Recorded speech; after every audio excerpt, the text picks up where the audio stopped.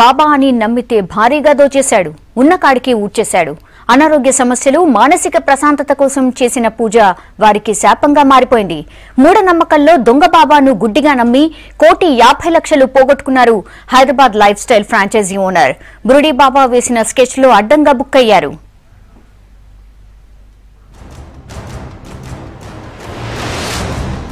సిటీలో భారీ చోరీ జరిగింది.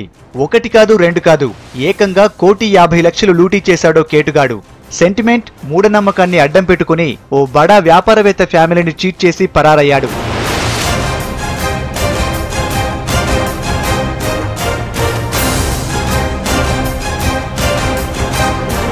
హైదరాబాద్ బంజారాహిల్స్ రోడ్ నెంబర్ 12లోని అత్యంత ఖరీదైన ప్రాంతం. Lifestyle franchise owner Madhusudan Reddy ఇంట్లో నిన్న రాత్రి ఈ ఘటన జరిగింది. మానసిక ప్రశాంతత కోసం ఇంట్లో పూజలు చేసేందుకు మధుసూదన్ రెడ్డి పిలిపించిన వ్యక్తే వారిని నట్టేట ముంచాడు. పూజల పేరుతో నమ్మించి నిలువు దోపిడీ చేశాడు.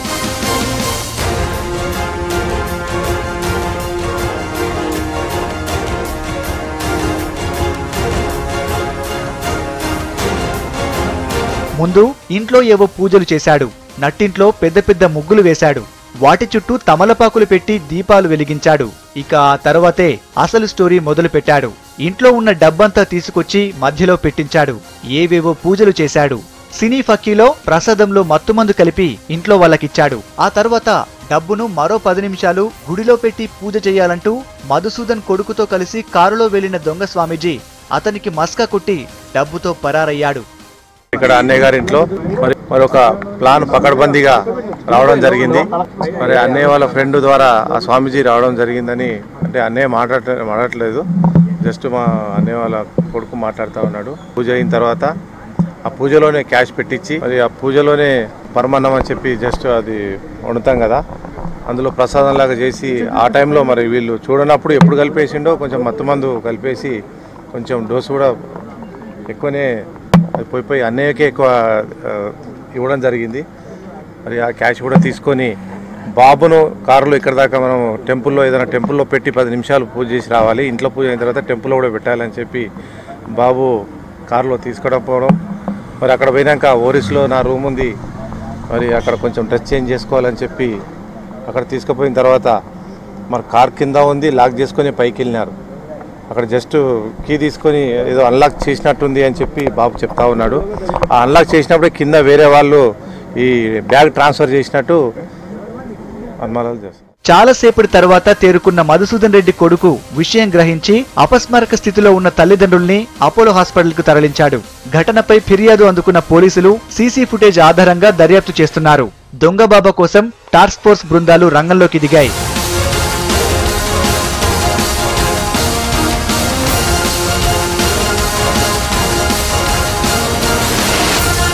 కుటుంబ సభ్యులు కొంతకాలంగా అనారోగ్యంతో ఇబ్బందులు పడుతుండటంతో స్వామీజీల సలహాతో ఇంట్లో పూజ ఏర్పాటు చేశాడు మధుసూదన్ రెడ్డి.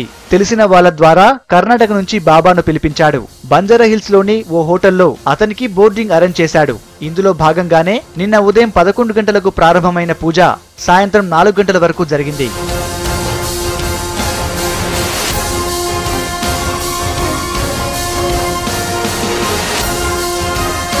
మధుసూదన్ రెడ్డి కోలుకున్నాక గాని అసలు విషయం తెలుస్తుందంటున్నారు పోలీసులు. ఇంత సంపన్నులు, చదువుకున్న వారే ఉండి కూడా ఇలాంటి బాబాలను నమ్మి మోసపోవడం స్థానికుల్ని ఆశ్చర్యపరిచింది. కేసుకి సంబంధించిన డీటెయిల్స్ సంపత్ను అడిగి తెలుసుకుందాం. సంపత్, దొంగ బాబా కేసులో దర్యాప్తు ఎలా సాగుతోంది? బురుడి బాబా వివరాలు ఏమైనా తెలుసాయా?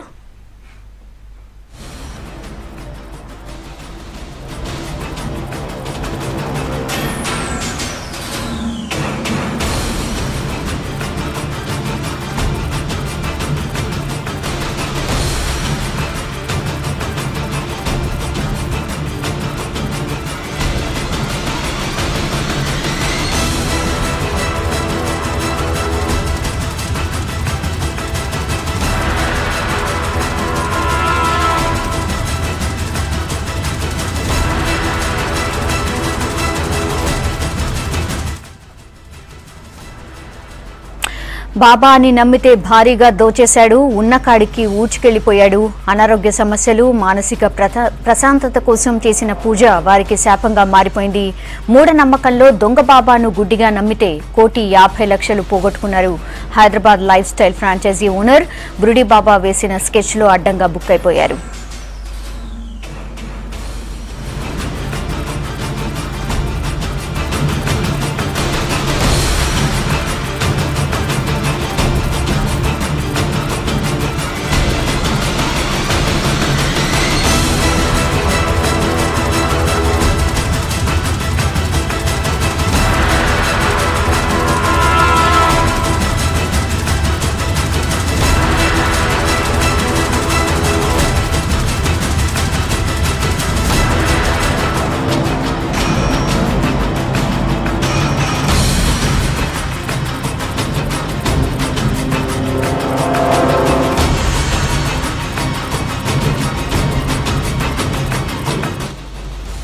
సంపత్, అప్డేట్స్ ఏంటి?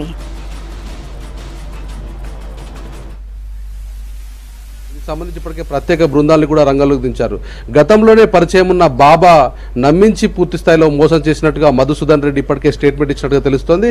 నిన్న మొత్తం కూడా సాయంత్రం సమయంలో పూజ చేసిన తర్వాత బాబా ఓరిస్ హోటల్ దగ్గర కారు కీస్ మొత్తం కూడా అన్లాక్ చేసిన తర్వాత అక్కడ నుంచి పరారయ్యాడు. మధుసూదన్ రెడ్డి కొడుకును నమ్మించి డబ్బులతో పాటుగా ఒక్కో గుడిలో పూజ తర్వాత ముగ్గులో పెట్టినటువంటి డబ్బుల్ని 1,30,00,000 రూపాయలని 3 నుంచి 4 గుళ్ళల్లో డబ్బుల్ని ఉంచిన తర్వాత తిరిగి ఇంట్లో పెడితే మంచి జరుగుతుందంటూ నమ్మించడం జరిగింది. నమ్మించినటువంటి బాబా ఓరిస్ హోటల్కి వెళ్ళిన తర్వాత అక్కడ తన మధుసూదన్ రెడ్డి కుమారుణ్ణి ధ్యానంలో కూర్చోమని అటెన్షన్ డైవర్ట్ చేశాడు. దాని తర్వాత తన దగ్గర నుండి కీస్ని తీసుకొని అన్లాక్ చేసి అందులో ఉన్నటువంటి డబ్బుతో బాబా ఉడాయించాడు. ఏదేమైనప్పటికీ పూజల పేరుతో దాదాపు డబ్బున్నటువంటి వ్యక్తుల్ని నమ్మించడం, తర్వాత ఇలాంటి మోసాలు చేసినటువంటి ఘటనలు గతంలో ఎప్పుడూ చోటు చేసుకోలేదు. కేవలం అటెన్షన్ డైవర్షన్ గ్యాంగ్స్ ఎప్పుడైతే మధ్యాహ్నం టైంలో కావచ్చు, లేదంటే భిక్షాటనకు కావచ్చు, లేదంటే అట్లాంటి బాబాలు లాంటి వాళ్ళు మారు రూపాల్లో వచ్చి మోసం చేసినటువంటి ఇన్సిడెంట్లు ఉన్నాయి. కానీ ఇలా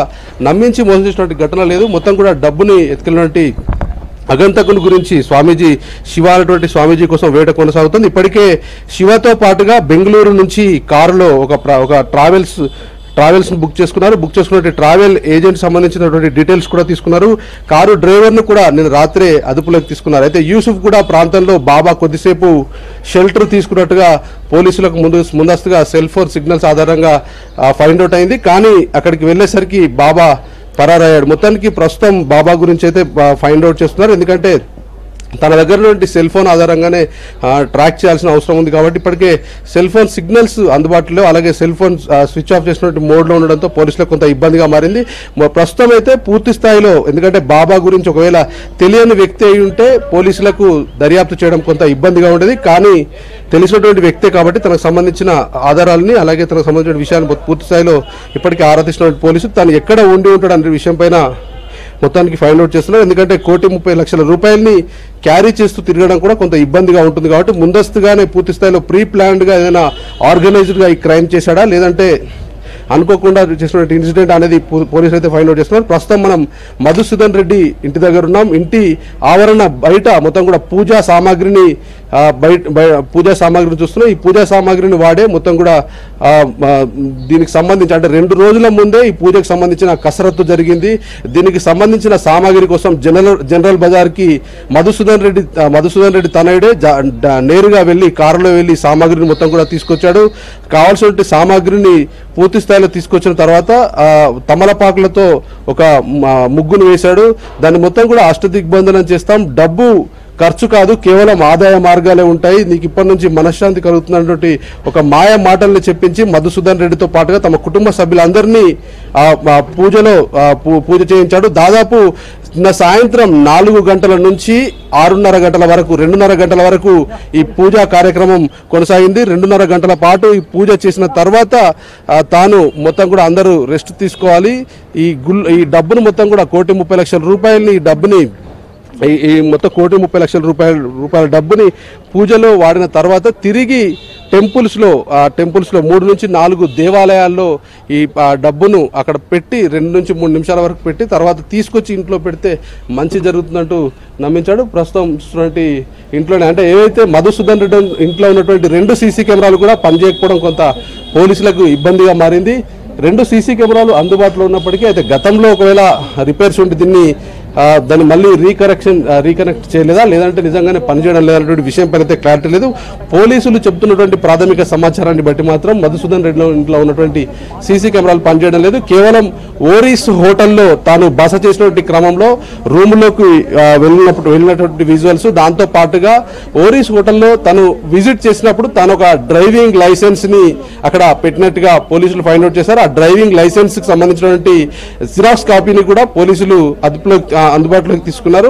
మొత్తానికి అవుట్ స్టేషన్ సంబంధించినటువంటి వ్యక్తిగా బెంగళూరుకి చెందినటువంటి శివ పూజారి, ఆ పూజారి మొత్తానికి మధుసూదన్ రెడ్డిని ఊహించని రీతిలో బురుడి కొట్టించాడు. వ్యాపారవేత్తగా రాణిస్తూ దాదాపు చాలా ఏళ్ల క్రితం ఒక ఫ్యాషన్ డిజైనింగ్ లాగా అలాగే లైఫ్ స్టైల్ లాంటి ఒక డిజైనింగ్ వేర్ ని మొట్టమొదటగా ఈ మధుసూదన్ రెడ్డి అనే వ్యక్తి ఇంట్రొడ్యూస్ చేశారు. కోట్ల రూపాయలు సంపాదించి ఎంతో తనకు పూర్తి స్థాయిలో అవగాహన ఉన్నప్పటికీ బాబా మాత్రం ఈజీగా బురుడి కొట్టించాడు. ఈ ఇన్సిడెంట్ చాలా స్పష్టం చేస్తుంది బాబాల విషయంలో ఎంత జాగ్రత్తగా ఉండాలి. అందులో కూడా తెలియనటువంటి వ్యక్తులు కానీ లేదంటే మన దగ్గరికి వచ్చినటువంటి వ్యక్తులు కానీ పూజలు చేసే వాళ్ళు కావచ్చు లేదంటే ఏదైనా అనుకోని ఇన్సిడెంట్లకు సంబంధించినటువంటి ఏమైనా ఆర్గనైజ్డ్ సంబంధించిన విషయాలు చేసేటప్పుడు ఆ వచ్చేటువంటి వ్యక్తికి సంబంధించినటువంటి వ్యవహారాలు లేదంటే తమకు సంబంధించిన డీటెయిల్స్ పూర్తి స్థాయిలో ఉంటే తప్ప ఇలాంటి ధనవంతుల ఇళ్లలోకి రానివద్దనేది ఈ ఇన్సిడెంట్ చెప్తుంది. ఎందుకంటే దాదాపు 1,30,00,000 రూపాయలు అంత ఈజీగా నమ్మి ముగ్గు వేసిన తర్వాత దాంట్లో డబ్బు పెట్టడం, డబ్బును మధుసూదన్ రెడ్డి ఇంట్లోనే ఉండి ఆ డబ్బుని తన కొడుకుతో పాటుగా కారులో పంపించి స్వామీజీతో పాటుగా పంపించిన తర్వాత గుళ్ళల్లో డబ్బును పెట్టి తీసుకొస్తారని చెప్పినటువంటి క్రమంలో తన పూర్తి స్థాయిలో తన మాటల్ని నమ్మడంతోనే మొత్తానికి బోల్తా పడ్డాడు.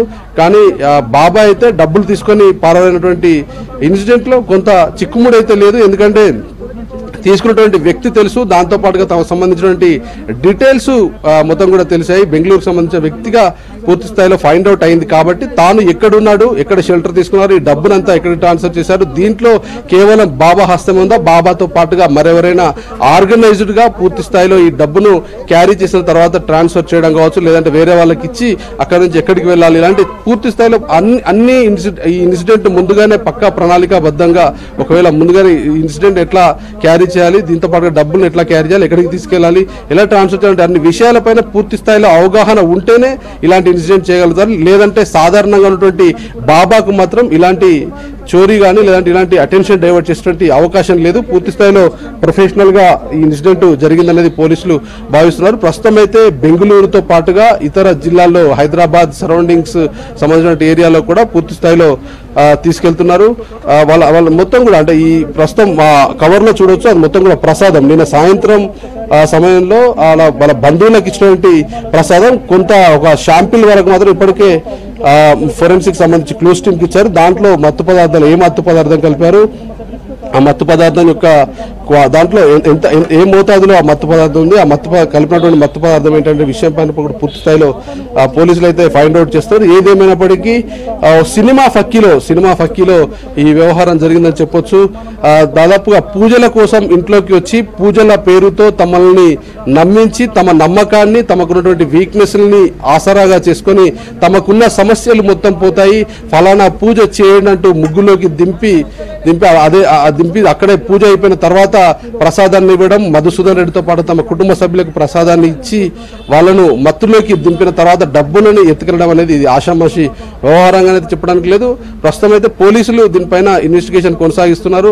శివ కోసం 3 బృందాలు గాలింపులు చర్యలు చేపడుతున్నాయి. ప్రస్తుతం అయితే హైదరాబాద్ సరౌండింగ్ లో నిన్న సాయంత్రం 9:40 సమయంలో యూసుఫ్గూడలో ఉన్నటువంటి బాబా అక్కడి నుంచి మళ్ళీ స్కిప్ అయిపోయినట్టుగా పోలీసులు ఫైండ్ అవుట్ చేశారు. చూడాలి ఈ రోజు దాదాపు అంటే ఈ రోజు ఈవినింగ్ వరకు బాబాను అరెస్ట్ చేసే అవకాశం ఉన్నట్టుగానైతే పోలీసులు స్పష్టం చేస్తున్నారు. కానీ తనకు సంబంధించిన ఆధారాలను బేస్ చేసుకొని మాత్రమే కేసు ముందుకెళ్తుంది. సెల్ ఫోన్ సిగ్నల్స్ కానీ తమకు సంబంధించినటువంటి వ్యక్తుల విషయాలు ఆరా తీసినా వాళ్ళకి సంబంధించినటువంటి వాళ్ళ ఆరా తీసినప్పటికీ ఇప్పటివరకు అయితే ఎలాంటి ఇన్ఫర్మేషన్ రాలేదు. ఇది మొత్తానికి ఒక ధనవంతుల ఇంట్లోకి చొరబడి తాను ఉన్నటువంటి వీక్నెస్లు కావచ్చు తమకు మంచి జరుగుతుందంటూ నమ్మబలికించి ఏడాది కాలంగా స్నేహపూర్వకంగా ఉన్నటువంటి ఒక బాబా మత్తు పదార్థాన్ని చేతికి అందించి ఆ మత్తులోకి దిగినటువంటి ఓనర్స్ మత్తులోకి దిగానే 1,30,00,000 రూపాయలతో ఉడాయించినటువంటి ఇన్సిడెంట్ ప్రస్తుతం అయితే కలకలం రేపుతుంది.